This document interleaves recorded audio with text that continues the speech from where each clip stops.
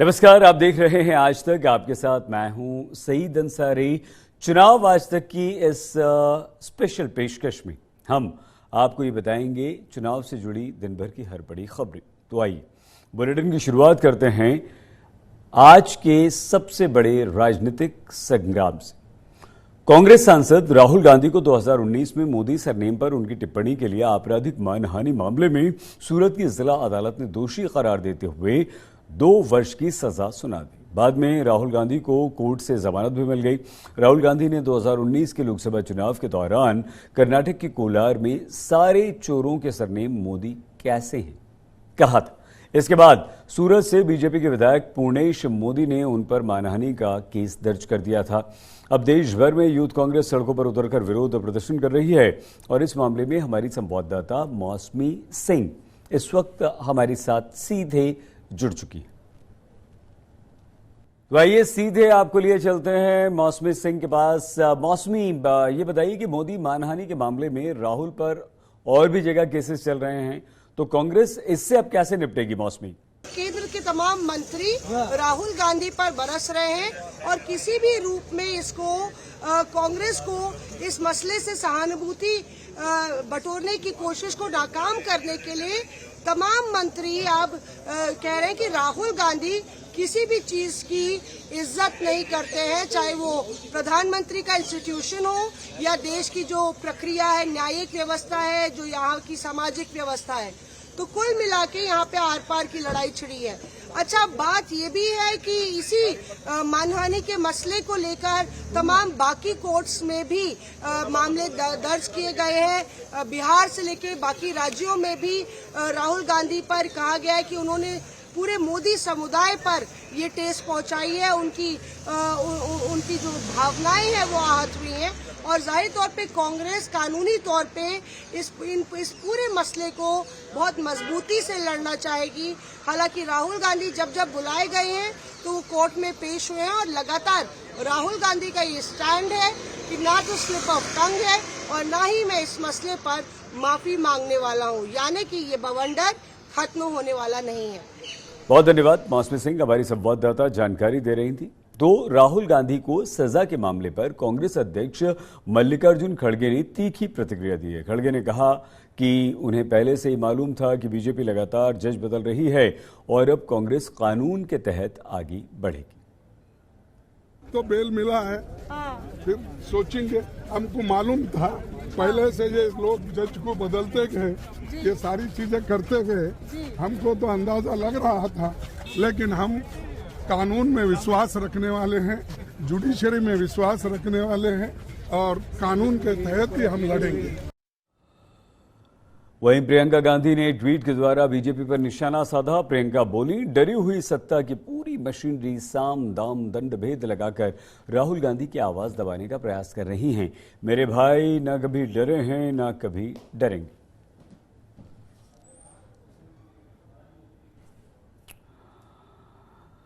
तो ये तो बात हुई राहुल गांधी को मिली सजा की और उस पर हो रही राजनीति की। आइए अब रुख करते हैं राजस्थान का, जहां विधानसभा चुनाव से पहले बीजेपी ने अपना चेहरा बदल दिया। बीजेपी प्रदेश अध्यक्ष पद से सतीश पूनिया को हटाकर अब बीजेपी के सांसद सीपी जोशी को प्रदेश अध्यक्ष बना दिया गया।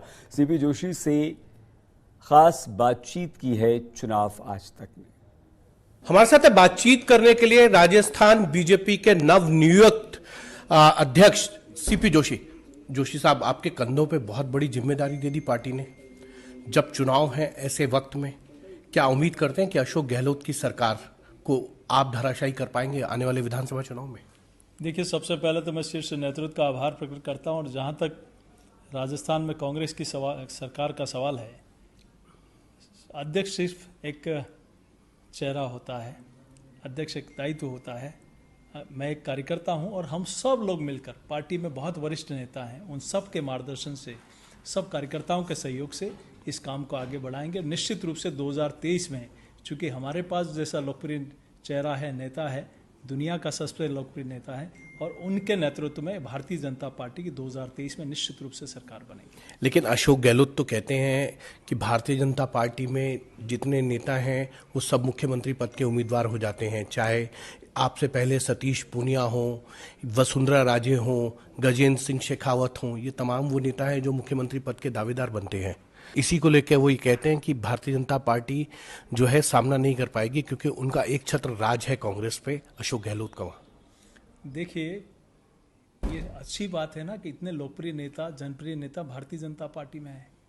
कांग्रेस पार्टी में इनका अभाव है और जहां संभावनाएं होती है वहां और जनता का आशीर्वाद होता है वहां सब कुछ होता है। तो अब मानिए कि भारतीय जनता पार्टी में लोकप्रिय नेताओं की कमी नहीं है और कांग्रेस पार्टी में इसका अभाव है। और मैं विश्वास के साथ कह सकता हूं, जिस प्रकार से जनता का मन है, जिस प्रकार से जनता का विश्वास है, 2023 में राजस्थान में प्रचंड बहुमत के साथ भारतीय जनता पार्टी की सरकार बनेगी। एक अंतिम सवाल आपसे कि पार्टी का चेहरा कौन होगा, मुख्यमंत्री के रूप में किसको प्रोजेक्ट करेंगे, क्योंकि 2 बार आप वसुंधरा राजे के नेतृत्व में गए चुनाव में। देखिए, हमारे पास जैसा लोकप्रिय चेहरा दुनिया में किसी के पास नहीं। जैसा मैंने कहा, जिनका गांव गरीब किसान से लेकर सबका प्रचंड विश्वास है, तो हम निश्चित रूप से आदरणीय प्रधानमंत्री जी के नेतृत्व में, माननीय राष्ट्रीय अध्यक्ष जी के नेतृत्व में, माननीय गृह मंत्री जी के नेतृत्व में निश्चित रूप से कार्यकर्ता पूरे राजस्थान का पूरी ताकत के साथ भारतीय जनता पार्टी की सरकार राजस्थान में बनाने को आतुर है। जी, ये थे सीपी जोशी जो राजस्थान में अभी पार्टी के नए अध्यक्ष घोषित किए गए हैं। कैमरामैन संजीव के साथ हिमांशु मिश्रा, दिल्ली, आज तक। तो राजस्थान में जो राजनीतिक लड़ाई होती है कांग्रेस बीजेपी के बीच, वो सदा से दिलचस्प होती है और अब बीजेपी ने अपना प्रदेश अध्यक्ष बदल दिया है। रुख अगली खबर का, समाजवादी पार्टी के अध्यक्ष और उत्तर प्रदेश के पूर्व मुख्यमंत्री अखिलेश यादव ने राज्य में बीजेपी के मिशन 80 पर व्यंग किया। उन्होंने कहा कि एक ऐसी पार्टी जो मुसलमानों को अपमानित करती है, किस मुंह से उर्दू की बात करती है।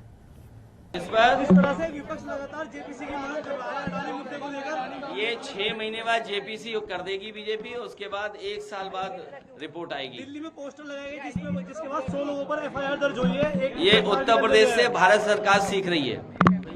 आप माँ दुर्गा का आशीर्वाद लेके आए हैं और वो गंगा माँ का आशीर्वाद लेके क्या कौन? 2024 का चुनाव बड़ा दिलचस्प होगा। सब आशीर्वाद लीजिए, जो मिल जाए उसका आशीर्वाद लीजिए।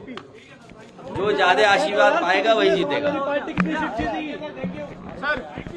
Sir MP, sir Madhya Pradesh और राजस्थान में समाजवादी पार्टी विधानसभा चुनाव लड़ने के जहाँ समाजवादी पार्टी का संगठन होगा वहाँ चुनाव पार्टी लड़ेगी। फिर कांग्रेस के साथ जाएंगे, कैसे होगा?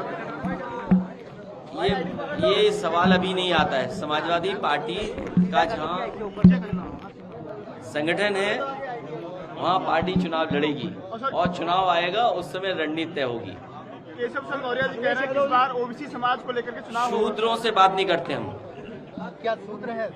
नहीं, जो ये कह रहे हैं वो स्वीकार करें कि शूद्र हैं कि नहीं है। से कहा था कि होनी चाहिए। अलग-अलग प्रदेशों के प्रदेश अध्यक्ष आए थे, क्या रणनीति क्या की गई है और उन प्रदेशों में पार्टी बढ़े और पार्टी आगे चुनाव लड़े। कांग्रेस को साथ लेके नहीं चले। ये रणनीति तय होगी बाद में। हम आपको ये बता दें कि लोकसभा चुनाव से पहले उत्तर प्रदेश में अपनी राजनीतिक जमीन मजबूत करने के लिए बीजेपी ने मिशन 80 की शुरुआत की है, जिसके तहत पार्टी का फोकस पिछले लोकसभा चुनाव में हारी हुई 14 सीटों पर है। विशेषकर पार्टी की दृष्टि मुस्लिम बहुल सीटों पर है। बीजेपी प्रधानमंत्री नरेंद्र मोदी के मन की बात कार्यक्रम की 1 लाख प्रतियां उर्दू में छपवाएगी और उनको मुस्लिम बहुल इलाकों में बांटा जाएगा। और इसीलिए अखिलेश यादव जो हैं वो व्यंग कर रहे हैं, वो कह रहे हैं कि आप किस मुंह से मुसलमानों की बात कर रहे हो, आपने मुसलमानों के लिए किया क्या। लेकिन बीजेपी मुसलमानों को भी अपनी तरफ करने का भरसक प्रयास अब कर रही है। तो चुनावी आज तक यानी कि चुनाव की खबरों में आज के लिए बस इतना ही। आप प्लीज़ अपना बहुत ख्याल रखिएगा। देखते रहिए आज तक।